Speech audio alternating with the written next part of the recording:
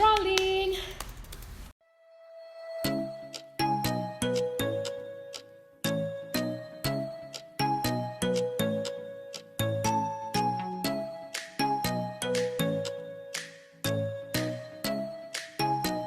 Hi guys, welcome back to my channel. Thank you so much for choosing to join me on today's video. Today is Vlogmas day.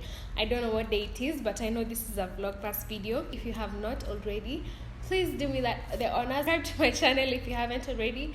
Turn on the notification bell so that you don't miss out on any Chobet Makana tea. You got it? Today's video is a Q&A. So I asked people on my Instagram to shoot some questions, and they sure did shoot some questions. Although I don't know why most of them are just about Ethan, and this is my channel. Like, what are you guys trying to say? Anyway, but I get it because, you know, it's a new stage of my life, and now he's part of me. And of course, yeah, he's going to be part of the channel. Not Sikuzi classify. So I'm just going to ask as I answer. Also, I'm not going to taja who asked me the questions. I don't think it's necessary. So without further ado, by the way, how do you spell ado? I saw it on a movie on Netflix and it had been written A-D-O. Actually, let me Google. And I was like, is that how you spell ado? That's actually it. That's how you spell father ado. Father, A-D-O. Let's get straight into the Q&A. The first question is... okay, let me start with this easy one. Engagement party. So, I think that's supposed to be my friends. So, friends, where are you? But personally, or the two of us were not planning to do an engagement party. Celebrated 1 month. Okay, because I'm the one who's like overly excited. Not to mean that he's not excited. I'm just the one who's like, oh my gosh, because I'm also that kind of person. Like, the engagement aside, I love my birthdays. I love people's birthdays. So, yeah, it's me who's just counting down to all of that. The other question is, what are you most excited about getting married? This is an interesting question. For me, I think one thing that I'm looking forward to is having someone to do life with. Like, I'm not alone, but as in we're with someone and we're doing this thing called life together. Simplest things like getting home to someone, or just knowing that this goal, we have it together and we're getting towards it together. For me, I think that's the most exciting part, or rather something that I'm really looking forward to. I don't know what you guys expected to hear. Another question is, what's your long-term career goal? So that's also a very interesting question. And someone also asked me why I quit my job. So I am actually, if I get the strength, I'm going to film that video just now after I finish this one. But my long-term career goal, I think for me, I would say at the moment is to get to a point where my work speaks for me. Because I'm at a place where I have to, because I'm starting out as a digital marketer or as a digital marketing consultant, and so I have to put in the work to actually look for these clients that I'm going to consult for, or I have to be more aggressive and more, to reach out to these people that I want to work with. Because now, there are other things that maybe I wouldn't say until the time gets here, how I want the working structures to be, if it's a company or if it's an entity of a company. All of that I may not get into at the moment, but I'm looking forward to a time where my work actually speaks for me, so that I focus now fully on just consulting rather than looking for these clients. Because let me tell you, looking for clients is not easy, and I know for me that was the hardest part. Even before I got into it, that's the one thing that I was afraid of. Why I quit my job, I think I'm gonna address that in a video, but yeah, I think let me just leave it at that so that you guys watch that other video. How was the transition from employment to self-employment? In one word, it was hard. It was HARD in capital letters. Hard. Ilikuwa ngumu. Because employment, it's employment, especially now the money part, like whether or not you go to work, no, let me not say that, but you knew, like, for sure, if you had the job, you know for sure that you will get a salary by this time of the month. So as opposed to self-employment, where you don't know whether you're going to get this client, and if you get them, are they going to pay you on time? But also I think it worked well for me because I quit during this corona period, and that's the time when things had slowed down a bit, so in terms of jobs and things, and so like the world had literally slowed down. So for me it was a time to do a lot of research. Like I used to go into hibernation, quote unquote, and just do a lot of research. This is also the time I did, I think, 3 courses online just to understand what digital marketing is about, and also just to come up with structures of how I'm going to be working.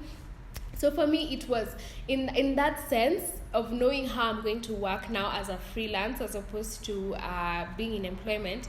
I think for me the transition was smooth because Corona in that light worked as a blessing in disguise, because now I was able to take advantage of the slowed down thing just to think about structures, and also just to do a lot of research and to understand what exactly I wanted to get into.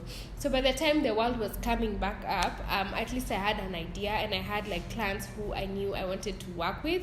But now in the light of finances, of course it was hard because I went from getting a certain amount of money to having money now that you just first of all need to look at, and also sometimes you go to a client and they can't afford the amount that you want to charge them, and so you lose the client, or you lose there's just a lot of logistics, especially in terms of freelance and finances. And then also Corona did not help the situation because people were really struggling even financially. Even big companies went through losses. What I can say is I don't think you can be fully 100% ready to leave employment, but also have a plan. Like, know what you want. Like, don't just leave employment and say I'll start.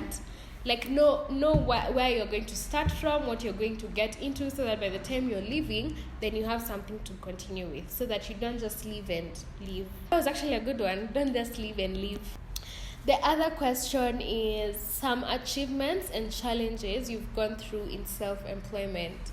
Hey, this is a deep question. Let me take water. To the challenges. So the biggest challenge I think for me has been the money conversation. Money in the sense that there's a client that it was a really big client, quote unquote, and it was a client I was really looking forward to work with. I prepared for that interview so hard, but then now I lost the job. Why? Because they said my rate was, I underrated. So my rate was not competitive compared to the other digital marketers that they had spoken to. And I was a bit bummed, to be honest, because why actually I put that rate is because these other clients I had been reaching out to, my rate apparently to them was so expensive. So for me, the money conversation, because now there's some clients you can't charge a specific way, some you charge them a specific way and you lose the client in totality. Others do not even have the money to pay you. They're like, can you work for us pro bono? And I'm thinking, if you reached out to me to work with you pro bono, surely. Money conversation has been a bit of a challenge, even coming up with a rate card. And sometimes people have reached out to me and asked me how much do I charge. Sometimes I'm usually reluctant to just give out information. What I have learned is if you get to do the job, then you know how much it took from you, how much time it took from you, how much resources it took from you, then you'll be able to understand how much you'll charge such a client. Because now also the rates depend on your experience in that certain field, or how long you're working for. Are you going to be charging per man hours, how many hours in a day that you put in to work for that client, or are you going to be charging per month or per week? Other challenge, which wasn't really a challenge, was finding structure. Coming up with a contract that you will give your client, that you and your client will sign, and just basically just structure. If I get this job, where do I start? How do I panga myself? For example, when you have like more than one client, and you don't want to mix up the information and not mix it up with the objectives of this other client, that has been a good challenge. Achievements, for me, I think my greatest achievement is when I finish a job and the client is actually impressed that they want to continue working with me. Let me tell you guys, You may understand mbona preachers wanakuanga na maji kwa pulpit, because I have been speaking since I think 2 hours ago, since 11. I've done a sit down video, and this is the third sit down video I'm doing, and my throat is just imekata. Okay, so the other question is, you watch the documentary Social Dilemma? And if you did it scare you a bit? So Social Dilemma is a documentary on Netflix, and I watched it I think about 2 or 3 months ago. Yeah, if you haven't watched it and you're on social media, you should watch it. If it scared me, it didn't really scare me. I really love social media. Social media really intrigues me, and I love being on social media. I realized social media can take so much away from you, and up until last year, I used to take a break from social media at least twice a year for 1 month. This year I haven't taken such a break because social media is now my work, so I really cannot take. I can, but not a really long break like that one. So I've taken a week here and there, 2 weeks, a few days. So the dilemma was just kind of like a wake-up call, not a wake-up call, like a reminding me that actually social media is it can be a hole that you get into and just get lost in it. People who actually create, like the notification bell, or someone tagged you, and now when someone tags you, of course you want to see who has tagged you. If someone comments, you want to see what they have said about your picture. There's also a book I read that I would recommend. It's called How to Break Up with Your Phone. It's an ebook, by the way, so it's easily accessible. Are you planning on moving in with your fiance? No, the answer is no. We are moving in when we get married. So how did you guys meet? I'm assuming it's Ethan and I. So Ethan and I, actually this is also a video opportunity. I have my version and he has his version, but our first conversation took place on social media. Definitely do a video before the year ends of how us guys met. When are you getting married? That's not information that I'm willing to share at the moment, but of course you guys will know when I am getting married. The question is, would you rather read a book or watch a movie? There are two answers. If it's the same movie that has a book, I would rather watch the movie first, then read the same book. I just like to watch it, and then now when I read, I am able to join the dots, and then also the books usually have more information. This is a free time. So would you rather watch a movie or read a book? Like different, not the same book, not the same movie. I would rather actually read a book. I'm not into movies that much. Question is, what's your favorite book this year? I'm assuming the book that, like vitabu za nimesoma, the favorite one. So I'm currently reading Think Like a Monk by Jay Shetty, and I have so much to say about that book. It's a bit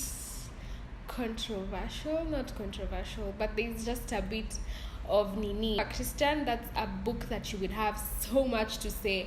I've read, I think that's my 6th book.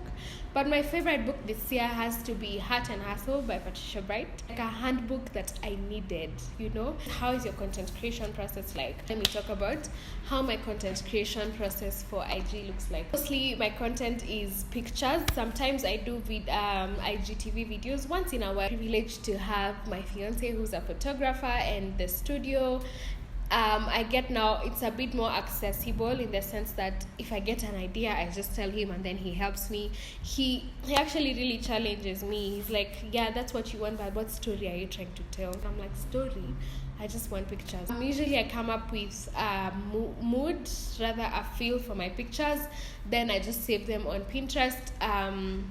On a Pinterest board, and then now that's usually what I use, like a mood board. So I tell him this is the kind of feel I'm going for. The privilege of also now having Diana, our stylist, now she comes in and now she creates like a mood board for fashion and the clothes that I'm going to wear, and now she actually does style. If you would like to have her style for your shoots, you can reach out to her Instagram and then she will send you her rate card. If you want to come for a photo shoot, I must plug. If you want to come for a photo shoot at Ahad Pictures, just send us a DM on Instagram also at Ahad Pictures, and we are gonna send you the rate card. send a WhatsApp text to 0111 0111 250 551. Yeah. Wow, I'm such a marketer. From the question to plugging myself.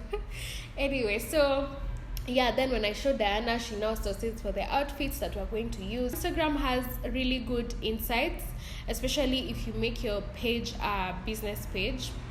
You're able to access your insights, and now you can know when you can post what kind of content, just to understand your content, to understand what are your good days on social media and what are your good times also, so that you're not just posting pictures at random days, at random times of the day. With that, we are done with the questions. Thank you so much for all of you who sent in your questions. Thank you for always engaging with me. Thank you for interacting with my content. It means so much to me. Thank you for watching my videos, liking my videos, commenting, sharing, doing all those good stuff. Please continue doing the same. See you on my next video. Bye.